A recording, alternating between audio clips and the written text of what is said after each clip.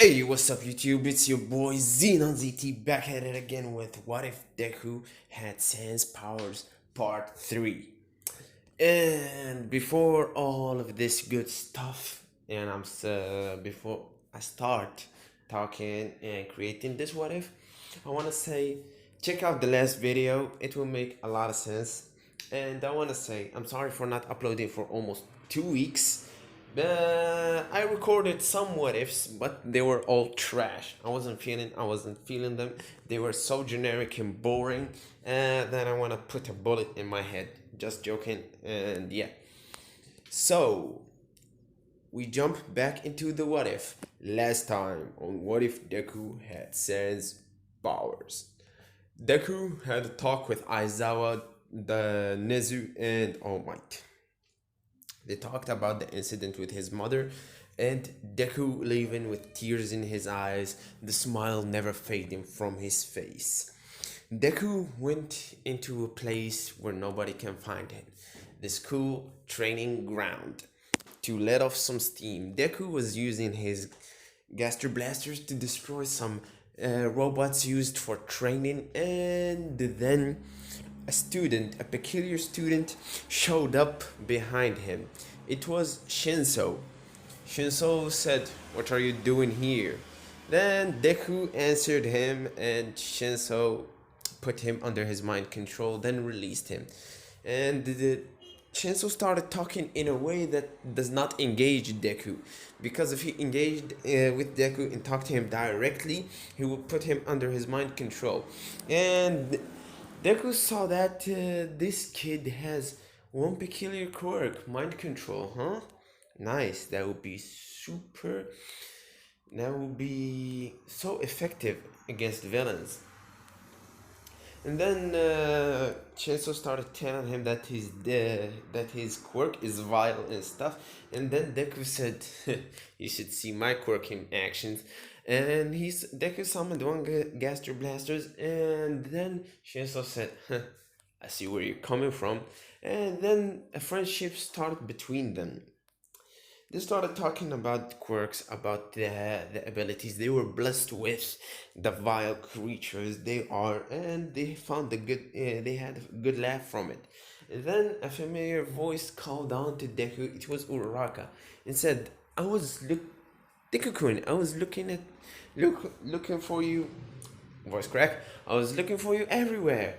Where have you been?" And then Deku said, "Guess that my cue to leave, huh? See you around." Deku, before leaving, looked back at Shinso, who was sitting on the ground, and said, "What's your name?" The Shinso said, and then the stranger answered, "Shinso." And then Deku noticed that he did not ask for his name and said, "Oh, your quirk. Name is Izuku Midoriya, by the way. See you around, huh?" And then they parted ways. Deku spirit was lifted a little bit because he made a little connection with a stranger, and that stranger actually understood him some perspectives. He understood the ability of Deku and what it means to have that kind of power, and Deku did the same. So yeah, that's that.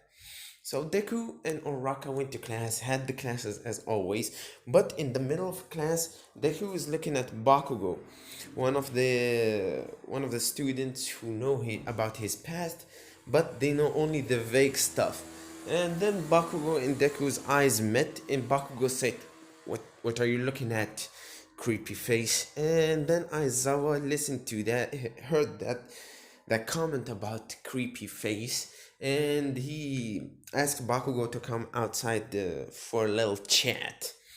And Aizawa came out with Bakugo, and Bakugo said, "What do you want, teach?" And Aizawa said, "Make that comment again, creepy face, creepy smile, or anything like that, and you are fired." Not fired. You are, fuck me, I forgot the word. You are expelled. Bakugo said, "Huh? No freedom of speech, huh?" And Bakugo said, and then Aizawa said, "Not in my class." And then they got into a heated argument, which ended in Bakugo getting detention.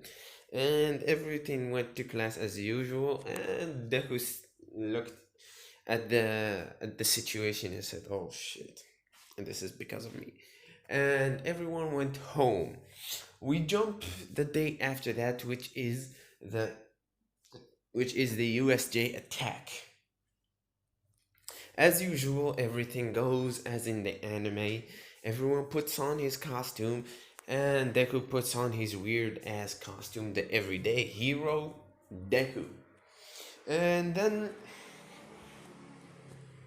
And then everything went as usual. They got into the bus. Deku and Uchaku and Ida sat next to each other having a little bit of conversation and stuff. And yeah, then they reached the USJ, which they met the Hero 13. She explained the basics of rescue and quirks, that quirks are not something to be played with, that quirks has the ability to save and to have the ability to hurt. And then we see a dark aura emanating behind the Hero 13. It was Kurogiri which teleported everyone and scrambled the hero ranks. The last one, the last three students before they got teleported was Deku, Uraka, and Ida. Deku, with quick thinking, he looked at Ida and said, "Run! Call all the teachers, run!" And then Ida obliged and started running at full speed, which Kurogiri was not able to catch up to because Deku shot a Gaster Blaster at Kurogiri and kept him trapped.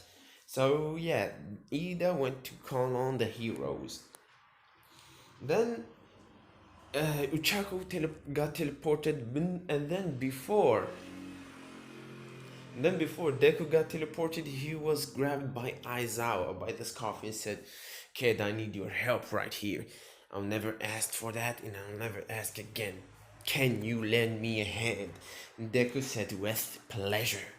And then Deku and Aizawa started engaging the low class heroes. Deku using some of his telekinesis and bone control to trap the villains in midair, trap them on ground and stuff.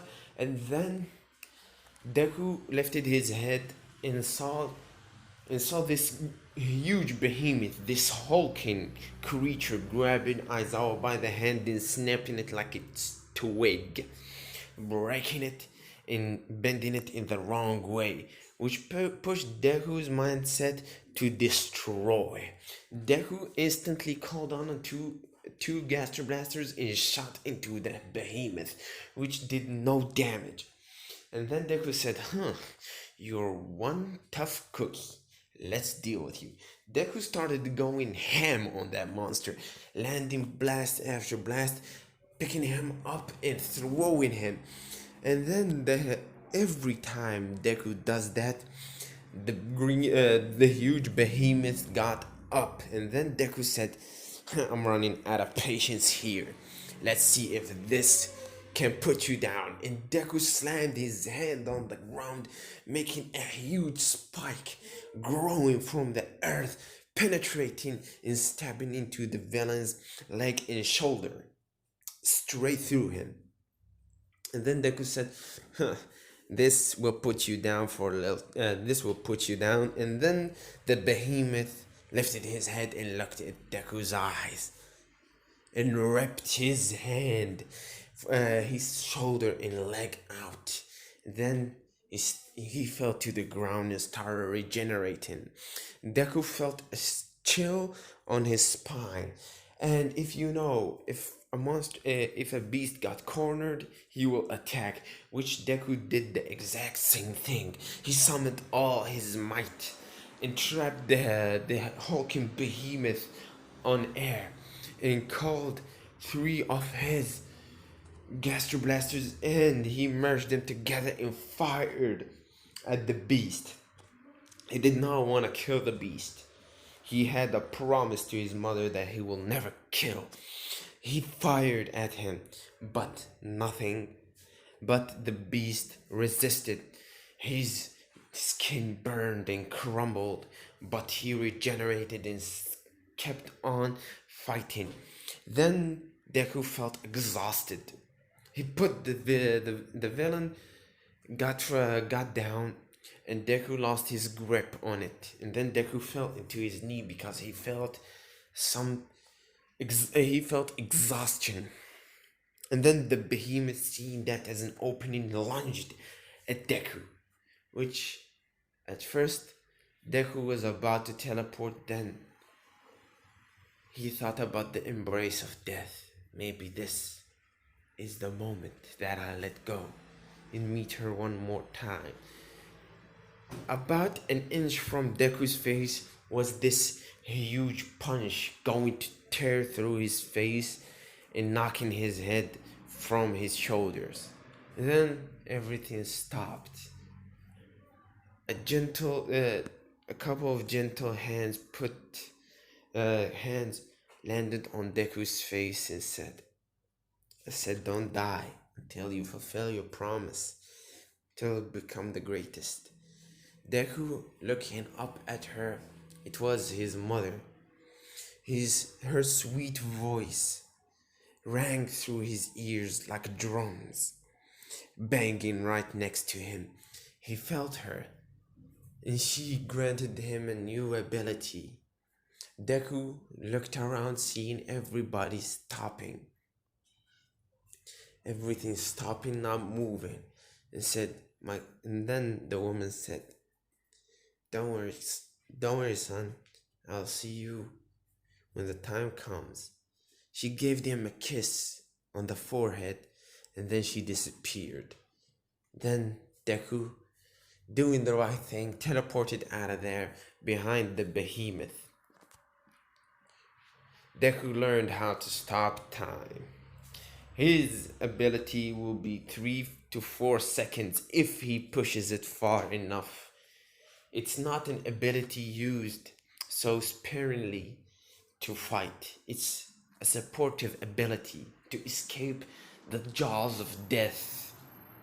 And it will activate on its own if it's needed. Then Shigaraki looked at Deku like, "What? What? You escaped that? This behemoth's speed rivals All Might, indestructible with 3 quirks. How did you do that?"